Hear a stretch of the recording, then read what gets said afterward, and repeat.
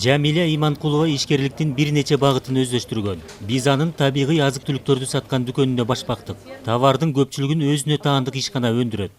Вкусно, да? Вот почему-то наши местные люди, они не очень ценят эти продукты, хотя... Жергиликтүү эл өзүбүздө өндүрүлгөн продукцияны анча баалабайт. Чет элдиктер болсо өзлөрүнө да белекке берүү үчүн да сатып алышат. Мөмө жемиштерди аралаштырып соодалоо натыйжасын берет. Жөнөкөй эле нерседен пайдалуу, баалуу азык жасаса болот.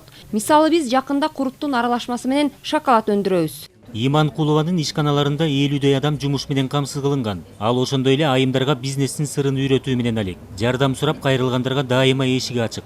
Наверное, основной совет для женщин, которые хотят начать бизнес, это не бояться. Не бояться, потому что если есть... Ишкерлик кылууда эң негизгиси тобокелчиликтен коркпош керек.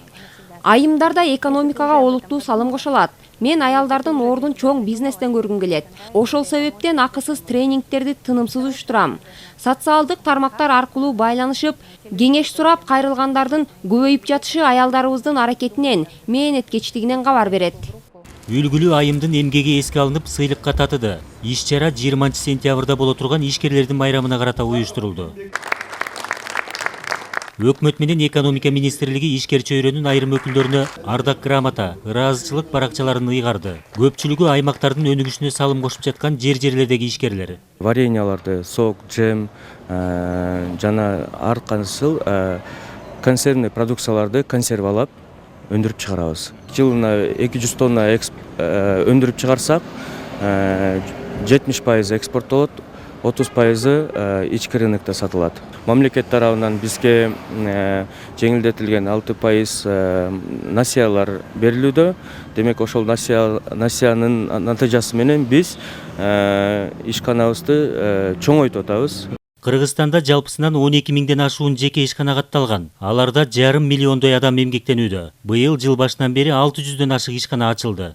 Мамлекет ишкерлерди өлкө экономикасынын кыймылдаткыч күчү деп эсептейт. Казынаны каражатка толтуруудагы жана жумуш орундарын түзүүдөгү олуттуу салымы эске алынып, аларга бир катар жеңилдиктер берилүүдө. Азыр мына фискализация кылып атабыз, көп салымдарды электрондук түргө өткөрүп атабыз. Эмне дегенде бул деген ишкерлерге аябай жеңилдикти берет да. Өзлөрү барып жанагы салык инспекциясына барбай эле башка бир удаленно онлайн төлөсө болот. Азыр бул реформалардын баарын жеке ишкерлер менен чогуу бир өкмөт иш алып барып атат да.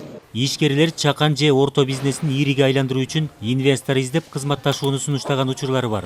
Талдоочулар чет элдик каражатты тартууда уюштурулуп жаткан бизнес форумдар жемишин берет деп болжоп жатышат. Келишимдерди талдай турган болсок, каражаттын көпчүлүгү тоо-кен жана агро өнөр жайына жумшалат. Калыгул Асанбаев, Алмаз Нурманбетов, Ала Тоо 24.